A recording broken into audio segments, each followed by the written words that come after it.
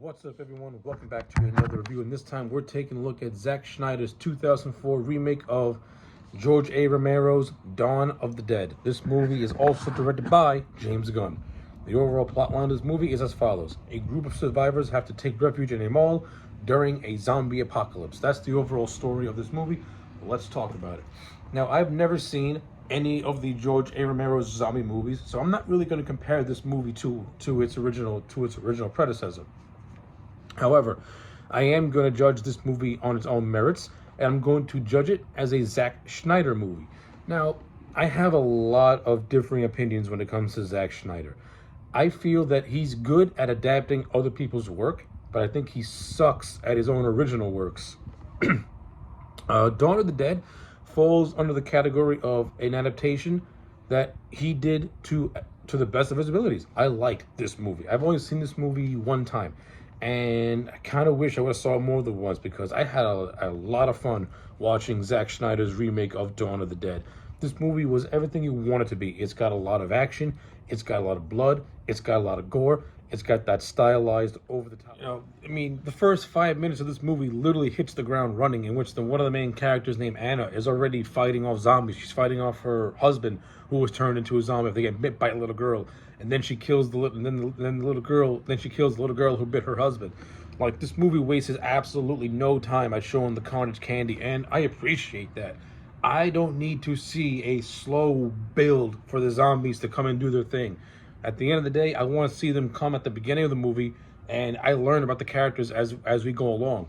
And that's what we do in Dawn of the Dead. Like, as these characters are on the run, and as they're taking refuge in this mall, we learn a little bit about who they are. To me, some stand out more than most. Like, I do like the character of Anna. I like the idea of her being a nurse. There's also the character of Ken, played by Ving Rhames, who is the de facto leader and the ultimate badass of this movie. I love Ving Rhames as an actor. Ever since Pulp Fiction, I thought he was good in this movie too. He brought the goods. You also have Michael Kelly, who plays a character called CJ, who has like his own little trio of mall security cops. The character of CJ starts off as an unlikable prick. Then, as the movie goes on, he maintains his prickish nature, but he becomes very, very respected but he becomes respected and one of the group. And I thought Michael Kelly was overall really good in the movie. I liked Michael Kelly in this movie. Did a good job of playing an asshole, and did a good job of playing a likable asshole who makes the sacrifice at the end to make sure that the group gets to safety. So I like it. It's a simple character arc that the character of CJ goes through, but it's a good character arc, and it's a relatable character arc. And even though the character changes, he doesn't fully change, if that makes any sense.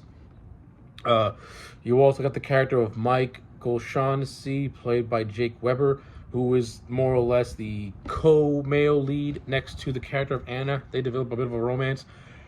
I thought the character of Shaughnessy was okay. Nothing really all that memorable. It's kind of a blank slate. We don't really get to know too much about him, besides the fact that he had a wife and kid, and that he and Anna have a budding romance, and that then they sometimes butt heads in terms of who's going to turn to a zombie, who's not going to turn to a zombie.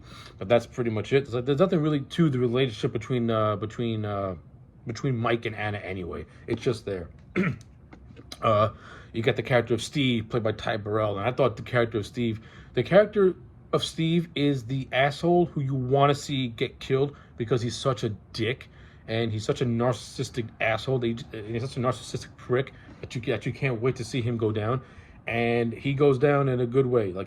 Towards the end, he gets attacked by a zombie, and then Anna shoots him in the head, which is a nice callback to when Steve and Anna have a conversation in which Steve tells Anna, if I turn to one of those things, kill me.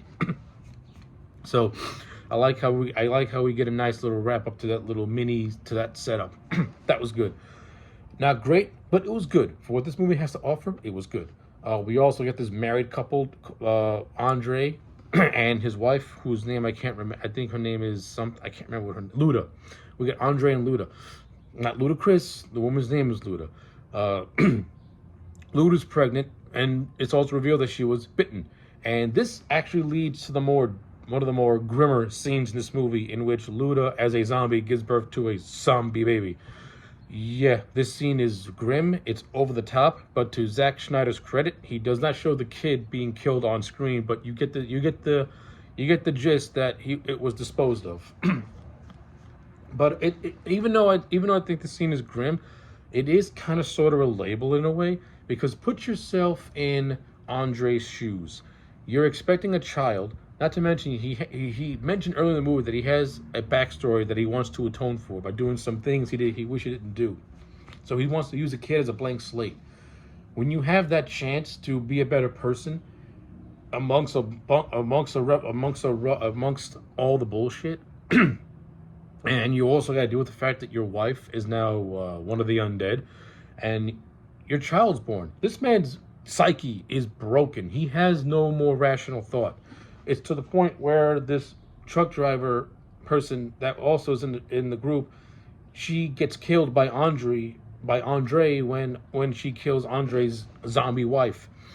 Like, the man is too far gone, but of course he's eventually taken out because someone like that is mentally unstable. Like, it's a grim scene, but it's kind of sort of relatable. Now, I'm not trying to do a deep dive in this scene. I mean, it's not that deep, but I'm just saying, like, you can relate to most of the characters in this movie and do things that they would do if you're caught in a situation like this, is what I'm trying to get at. So yeah, that's that scene. And we also have other characters who also play their roles really well. Matt Fuhrer has a nice little cameo as a guy named Frank. We have another character who's like a trucker driver. No, he was fine too. Like, amongst like everyone in the group of them all, they all fit their respective archetypes, and they all play their role in the story to the best of their abilities. Some are fodder, and some actually have moments. But that is what it is. But we're not watching Dawn of the Dead for characters. We're watching Dawn of the Dead for some zombie action. And woo, woo, woo, do we get a lot of zombie action. These motherfuckers are vicious, they're violent, they run, they're not afraid. They would come at you and keep coming at you, and I love it. I love the look of these. I love the look of the zombies. They look ferocious. They look vicious. They look dangerous. You know, and again, I have very little negative to say about the action in this movie. It's Zack Snyder. One of Zack Snyder's strengths is not characters, it's action.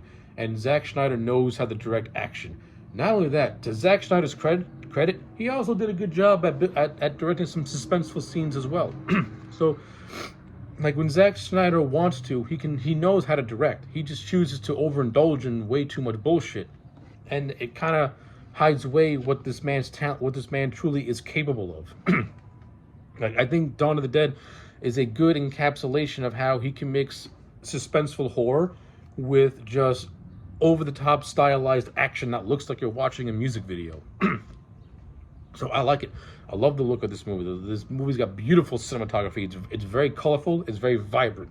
And it pops right out the screen. And when the blood and carnage has to happen, it shows, and it doesn't hide it, and I love it. I have no complaints about that.